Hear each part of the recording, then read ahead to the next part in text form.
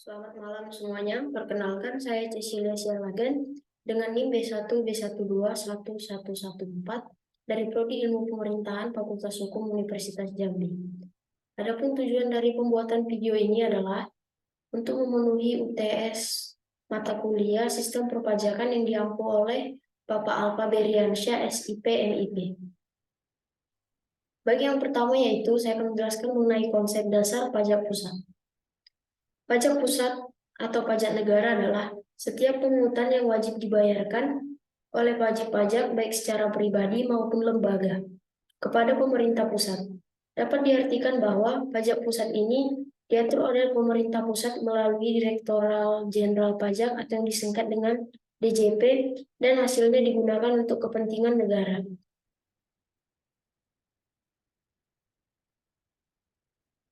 Terdapat 5 jenis pajak-pajak negara. Yang pertama yaitu pajak pertambahan nilai atau yang disingkat dengan PPN. Merupakan pajak yang dikenakan atas setiap pertambahan nilai dari barang atau jasa dalam peredarannya melalui produsen ke konsumen. Saat ini, penerapan PPN di Indonesia menerapkan sistem tarif tunggal yaitu sebesar 11%. Yang kedua yaitu pajak penjualan atas barang mewah. Merupakan pajak atas konsumsi barang kena pajak yang tergolong barang mewah.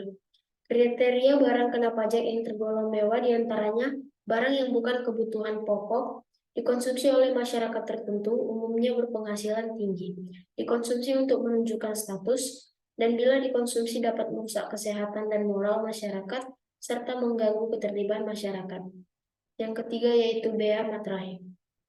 Merupakan pajak yang dikenakan atas dokumen seperti surat perjanjian, akta notaris, kwitansi pembayaran, surat berharga, dan efek, di mana dokumen tersebut memuat jumlah uang atau nominal di atas jumlah tertentu sesuai dengan ketentuan perpajakan yang berlaku. Yang keempat yaitu bea cukai. Adalah pemungutan pajak yang dikelola oleh negara dan dikenakan atas barang-barang tertentu dengan sifat dan karakteristik yang telah diatur dalam Undang-Undang Nomor 39 Tahun 2007 tentang cukai. Dan yang terakhir yaitu pajak bumi dan bangunan atau PBB. Adalah pajak yang dikenakan atas kepemilikan atau pemanfaatan tanah dan atau bangunan. PBB yang merupakan pungutan kepada pemerintah pusat melalui PBB perkebunan, PBB perhutanan, dan PBB pertambangan. Selanjutnya yaitu peran pajak untuk negara. Pajak mempunyai peranan yang sangat penting dalam kehidupan bernegara, khususnya di dalam pelaksanaan pembangunan, karena pajak merupakan sumber pendapatan negara untuk membiayai semua pengeluaran termasuk pengeluaran pembangunan seperti fungsi anggaran, fungsi mengatur, fungsi stabilitas, dan fungsi retribusi pendapatan. Selanjutnya adalah peran pajak dalam pembangunan ekonomi negara. Pajak memiliki peran yang sangat penting dalam pembangunan suatu negara, khususnya dalam pembangunan ekonomi. Pajak yang disetorkan oleh wajib pajak akan dipergunakan untuk membiayai setiap pembangunan dan pengeluaran pemerintah. Terdapat 4 peran pajak dalam pembangunan ekonomi negara. Yang pertama yaitu sebagai anggaran dan penerimaan atau budgeter. Pajak termasuk salah satu sumber pendanaan negara yang digunakan oleh pemerintah untuk membiayai kebutuhan negara. Penerimaan keuangan yang didapatkan negara dari sektor pajak masuk ke dalam anggaran pendapatan dan belanja negara atau yang disingkat dengan APBN. Tepatnya ke dalam komponen penerimaan dalam negeri. Peran pajak sebagai budgeter bisa dikatakan sebagai fungsi yang utama, di mana pajak dipergunakan sebagai alat untuk memasukkan dana pada kas negara sesuai dengan undang-undang perpajakan yang berlaku.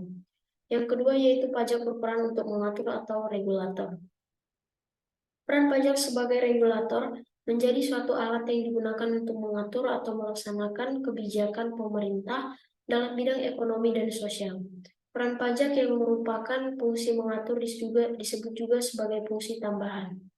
Bisa dikatakan jika fungsi regulator merupakan pelengkap dari fungsi budgeter.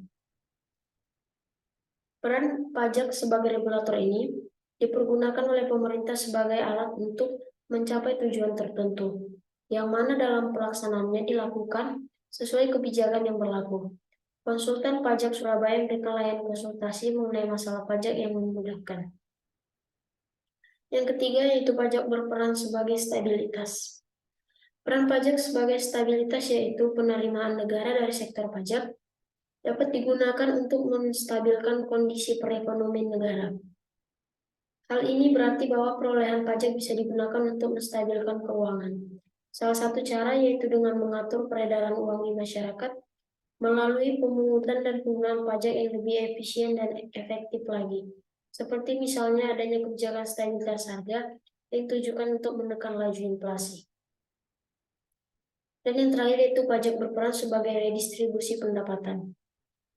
Peran pajak dalam pembangunan ekonomi negara selanjutnya sebagai penerimaan terbesar negara. Dari perolehan pajak sebagai sumber pendapatan negara, maka negara bisa melakukan pembiayaan untuk pengeluaran dan pembangunan negara. Fungsi pajak sebagai redistribusi pendapatan bisa dipergunakan sebagai modal untuk membuka lapangan pekerjaan baru. Sehingga uang yang diperoleh dari sektor pajak akan terus mengalami perputaran. Ini juga bisa membantu meningkatkan pendapatan masyarakat yang penting dalam perkembangan ekonomi negara. Lalu selanjutnya yaitu dampak pajak pusat terhadap pendapatan negara. Pajak memiliki dampak pada pertumbuhan ekonomi suatu negara, layaknya pedagang bermata dua. Di sisi lain, penerimaan pajak yang tinggi dapat memicu sebuah negara untuk meningkatkan belanja-belanja pemerintah yang dapat memicu perekonomian hingga berujung pada terciptanya kenaikan tingkat pertumbuhan ekonomi. Adanya penanaman modal juga penerimaan pajak ini menjadikan sebagai sumber pendapatan negara yang dominan. Oleh karena itu ditingkatkan penerimaannya. Berdasarkan alur pikir teori keuangan daerah, penerimaan pajak umumnya digunakan untuk membiayai jasa pelayanan yang bersifat semi-publik, di mana komponen manfaat individunya relatif besar. Komponen utama dalam pendapatan fiskal adalah sektor perpajakan. Di berbagai negara di dunia ini, sektor perpajakan mampu menyumbang lebih dari 50% pendapatan fiskal. Hal ini menjadikan sektor pajak merupakan sektor penting dan signifikan yang harus dikelola secara optimal. Lalu, dampak pajak terhadap perekonomian. Pajak merupakan salah satu sumber pendapatan negara yang dapat digunakan untuk membiayai berbagai keperluan seperti pembangunan infrastruktur, pelayanan kesehatan, dan lainnya. Pengaruh pajak terhadap perekonomian dapat dilihat dari 4 aspek, yaitu yang pertama, pengenaan pajak yang tinggi dapat mengurangi daya beli masyarakat dan menekan pertumbuhan ekonomi. Hal ini dapat terjadi karena sebagian besar pendapatan yang diterima oleh masyarakat akan dipotong untuk membayar pajak sehingga jumlah uang yang tersisa untuk dibelanjakan menjadi berkurang. Yang kedua, pengenaan pajak yang rendah dapat meningkatkan daya beli masyarakat dan menstimulasi pertumbuhan ekonomi.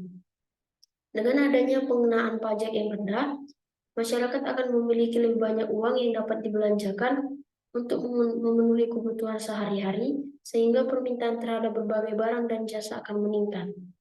Hal ini akan mendorong pertumbuhan ekonomi karena akan terjadi peningkatan produksi dan pendapatan di berbagai sektor ekonomi.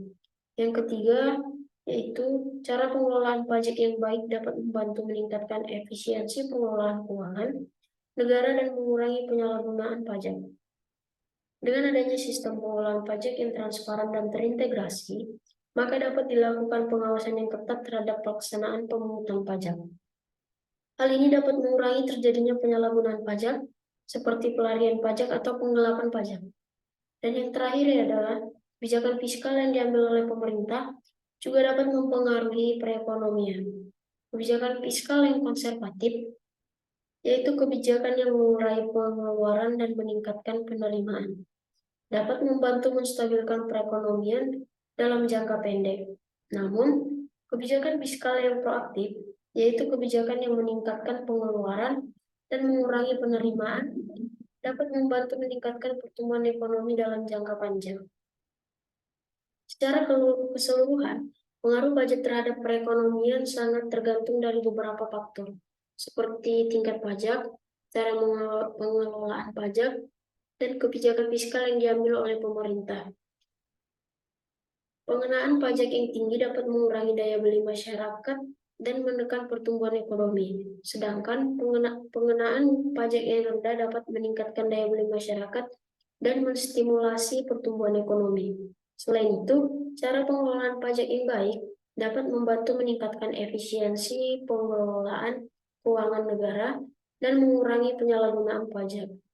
Kebijakan fiskal yang diambil oleh pemerintah juga dapat mempengaruhi perekonomian, terutama dalam menstabilkan atau meningkatkan pertumbuhan ekonomi. Oleh karena itu, pemerintah harus menerapkan kebijakan pajak dan fiskal yang tepat agar dapat memberikan dampak positif terhadap perekonomian. Dan terakhir yaitu kesimpulan. Berdasarkan paparan di atas, dapat disimpulkan bahwa pajak merupakan salah satu kebijakan yang dapat mempengaruhi pertumbuhan ekonomi suatu negara. Pajak dapat mempengaruhi tingkat konsumsi dan investasi, redistribusi pendapatan, dan stabilitas ekonomi. Dengan demikian, pajak dapat membantu meningkatkan pendapatan negara, menciptakan lingkungan ekonomi yang lebih sehat dan kondusif bagi pertumbuhan ekonomi, dan membantu mengurangi ketimpangan ekonomi. Akan tetapi, pajak tidak selalu dapat mempengaruhi pertumbuhan ekonomi secara positif. Misalnya dapat menimbulkan inflasi dan meningkatkan pengangguran. Eksternalitas positif atau negatif dari pajak tergantung dari bagaimana pajak tersebut diimplementasikan oleh pemerintah. Sehingga penting bagi pemerintah untuk mengelola pajak secara cermat dan bijaksana dan mengimbanginya dengan kebijakan fiskal dan moneter yang tepat untuk memaksimalkan manfaatnya bagi pertumbuhan ekonomi. Sekianlah penjelasan saya mengenai pajak pusat atau negara. Jika ada kesalahan saya mohon maaf. Terima kasih.